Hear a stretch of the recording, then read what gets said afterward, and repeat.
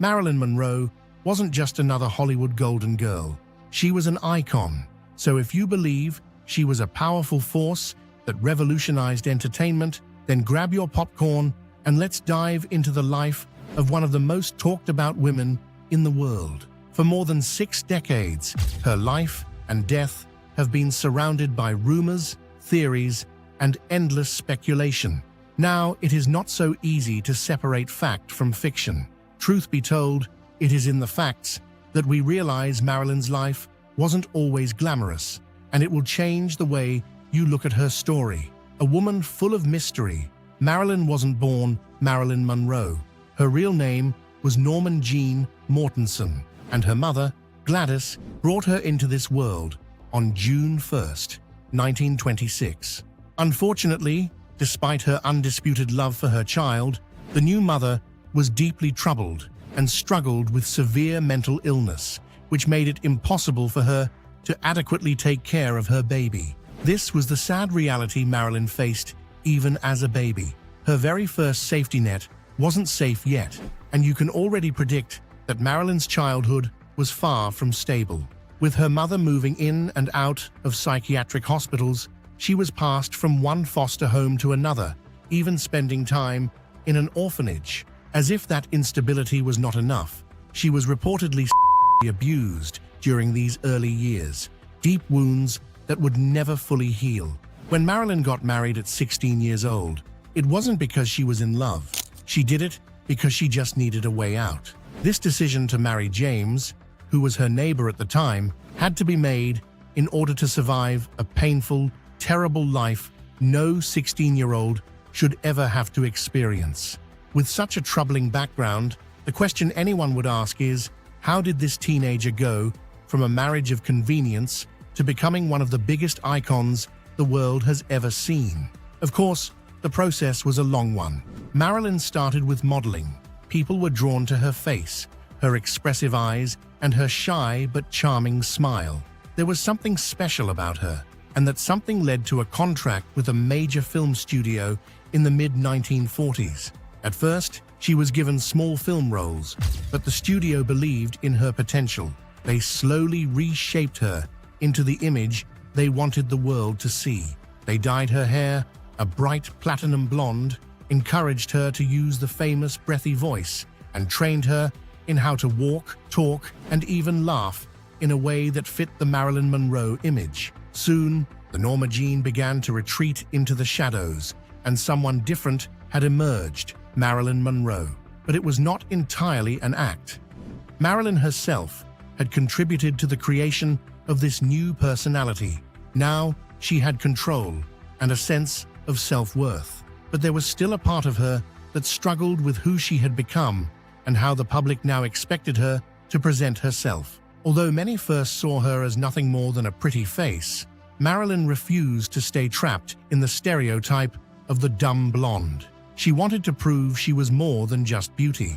To do that, she studied acting seriously in New York, sitting beside respected actors and learning under some of the most admired teachers.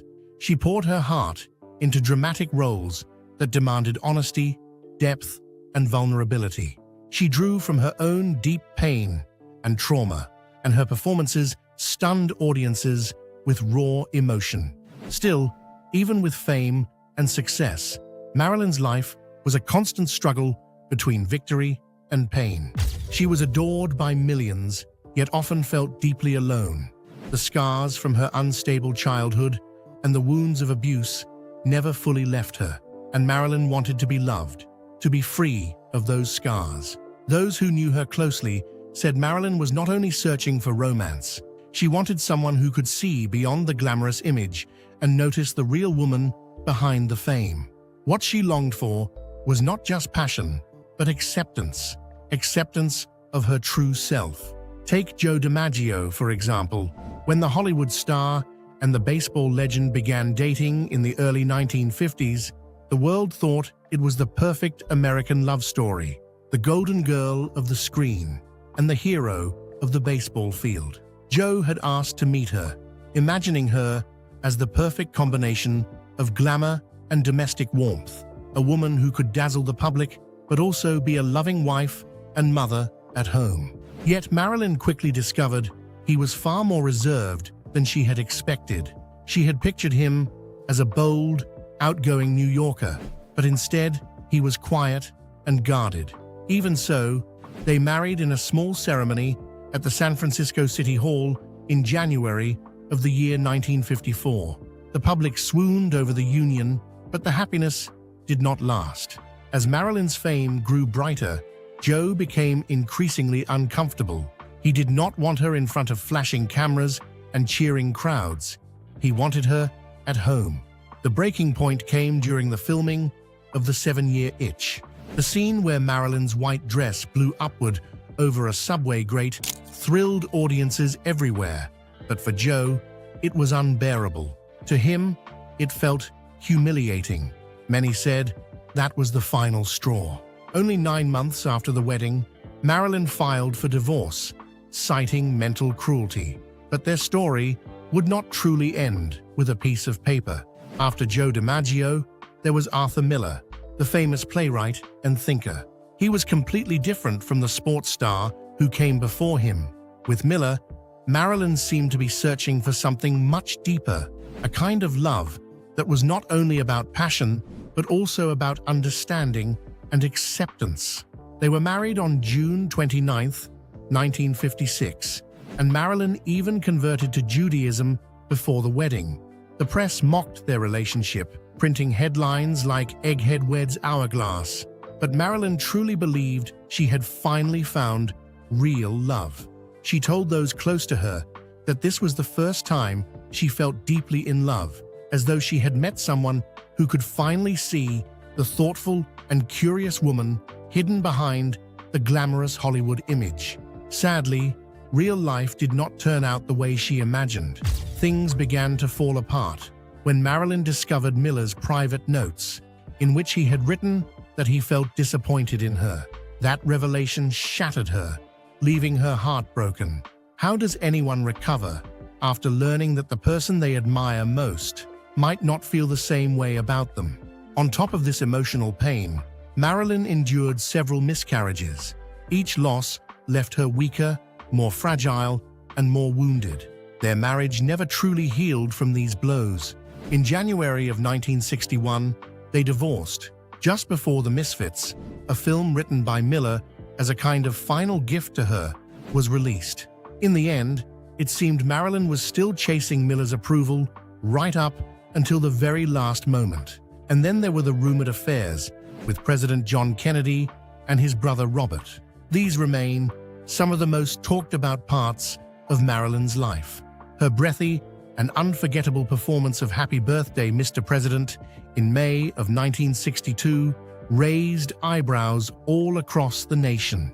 It was not only the sparkling dress or the playful tone of her voice, but also the tension that everyone could feel without it ever being spoken aloud.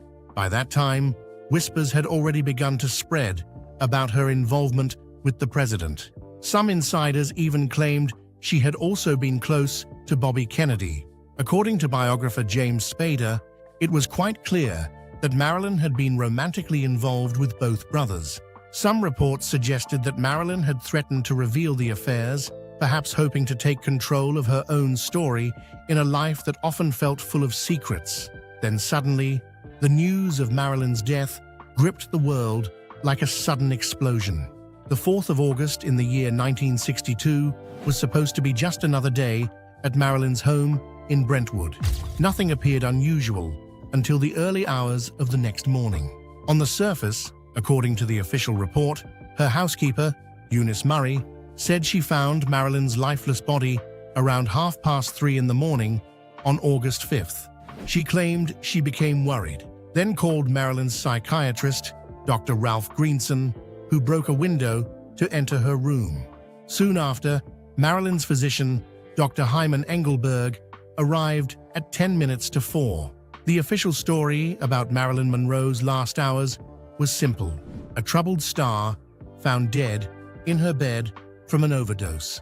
But as the years have passed, new details have come out, and old testimonies have been questioned. The truth now seems far less clear, maybe even darker. Many people wonder, Was Marilyn's death really what they told us it was? For one, people have asked, even though the situation looked serious, the police were not contacted until 25 minutes past 4.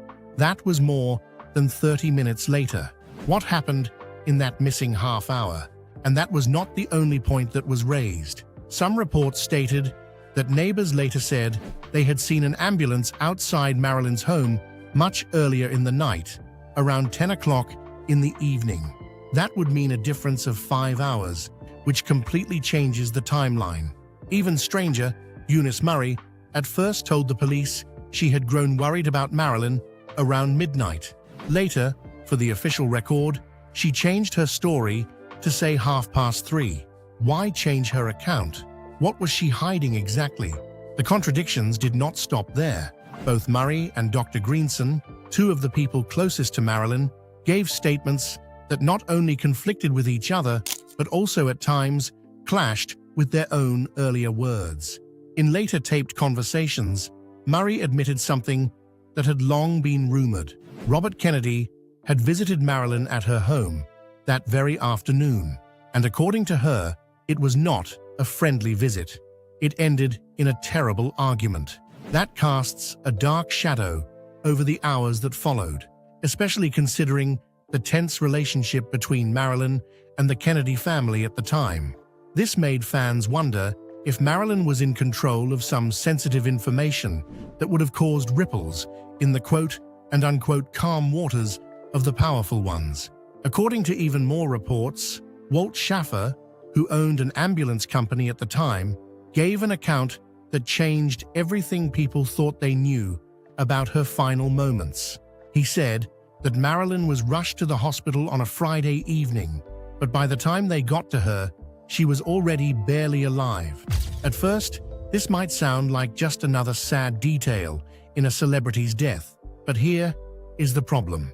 This version completely goes against the official timeline that the world has believed for decades. How can something so important, like the time she was found and her condition, be so different from the record? That is not a small mistake. It is a huge warning sign. Schaffer's story suggests that something or someone stepped in before the truth could reach the public. Reports also claim that there were sudden, urgent efforts to erase any sign of the Kennedy brothers from Marilyn's life before her death was announced. It was almost as if someone hit a panic button, rushing to clean up anything that could point toward powerful people. Isn't it strange how much effort was made to cover things up before the world even knew she was gone? Fast forward 20 years. In 1982, after 2 decades of rumors and endless speculation, the District Attorney of Los Angeles, John Van de Kamp, gave in to public pressure and reopened Marilyn's case. Not because officials really wanted to, but because the public demanded answers. Was it truly self-harm? Was it an accident? Or was it something darker? After a review that lasted 3 months, Van de Kamp's office decided that Marilyn had either taken her own life or died by accident. On paper, the case seemed closed once more. But there was a problem. This new investigation, though well-intentioned, did not dig into the biggest mysteries. Deputy District Attorney Ronald Carroll admitted that there were 2 main issues that still troubled the case. First was the unclear source of Marilyn's medication. Where exactly did all those pills come from? Were they prescribed properly, or were they handed out secretly by someone with ill intentions? Second was the strange delay in calling the police. In a situation involving a star as famous as Marilyn, wouldn't you expect the police to be called the moment something looked wrong? But here, there was a delay that nobody could explain. Who waited, and what were they waiting for? One of the many investigative journalists who spent some time chasing this case is Anthony Summers. He spent many years studying Marilyn's life and her final hours for his book, and reached a sobering conclusion. While her death may have been caused by an overdose, it was not simple, and it was not innocent. Summers believed her death was not only a personal tragedy, but also a carefully controlled cover-up, protected by those who had powerful reasons to keep the truth hidden.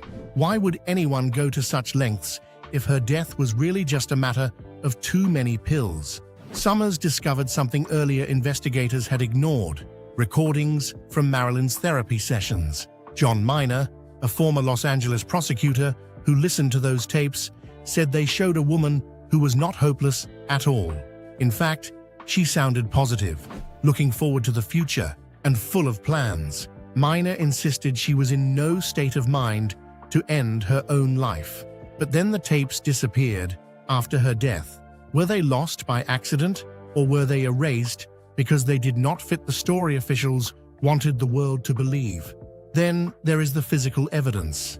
The official story claims she swallowed around 40 pills, but when investigators arrived, there was no glass of water anywhere near her bed. Even stranger, the toxicology report showed no pill residue in her stomach. That seems impossible if she had swallowed so many capsules shortly before her death. Instead, the autopsy showed very high levels of harmful substances in her bloodstream and her liver, suggesting were injected into her body rather than swallowed. Why would Marilyn inject poison into herself instead of simply taking a few pills? And if she did not, then who did? Adding to the mystery, important phone records from the night she died also vanished. These records could have shown who she spoke with in her final hours. How could so many crucial details disappear at the exact time they were needed most? It is difficult not to believe that someone was controlling the story. Recent discoveries have only added more doubt to the official story of Marilyn Monroe's death. New recordings and fresh witness accounts have come forward, changing how people see what really happened. One of these voices is former Drug Enforcement Officer James Hall, who directly claimed that Robert Kennedy was present on the night Marilyn died. That goes against the official denials. And if that were not enough, surveillance expert Fred Otash confirmed that Marilyn's home had been bugged and that she knew about it. Imagine realizing that your most private moments were being listened to. Reports say she felt deeply angry and violated by this invasion. It raises troubling questions. Who was listening, and for what reason? All of this weakens the idea that Marilyn's death was a simple case of self-destruction. And it is well known that even after the marriage between Marilyn and Joe ended, Joe remained quietly devoted. He was there during her lowest moments, even helping arrange her release from a psychiatric clinic. When she passed away, he planned her funeral, and in one of the most touching gestures of loyalty, he arranged for roses to be delivered to her grave 3 times each week, a tradition that continued for 20 long years. But here was the questionable part. Frank Sinatra was the person who introduced Marilyn to the Kennedys, and it is reported that Joe never forgave Sinatra for playing that role in Marilyn's life. Joe believed that those connections contributed to the problems Marilyn was dealing with, and possibly led to that terrible end. Maybe the real tragedy was how hard she was still trying to learn how to love herself. In the end, Marilyn Monroe's death still feels like an unfinished story. Despite what the official version says, the missing evidence, the twisted stories, and the powerful names linked to her life all point to a different conclusion. Whether she was silenced to protect secrets or simply became the victim of a tragic mistake, the truth has been clouded for decades. This is part of the tragedy of Marilyn Monroe, the fact that her story has been twisted, mocked, and misrepresented for decades. Instead of being remembered as a woman trying to make the most of a hard life, she was described as a sad addict who simply could not keep up with her life. But we do know this is far from the truth. What remains clear is that Marilyn was more than just a Hollywood golden girl. She was a woman who persevered. When life handed her a rough start, she fought her way out. She didn't just get herself to a comfortable place. She inspired many. The mystery is out. Marilyn was a fighter. She wasn't the type to give up that easily.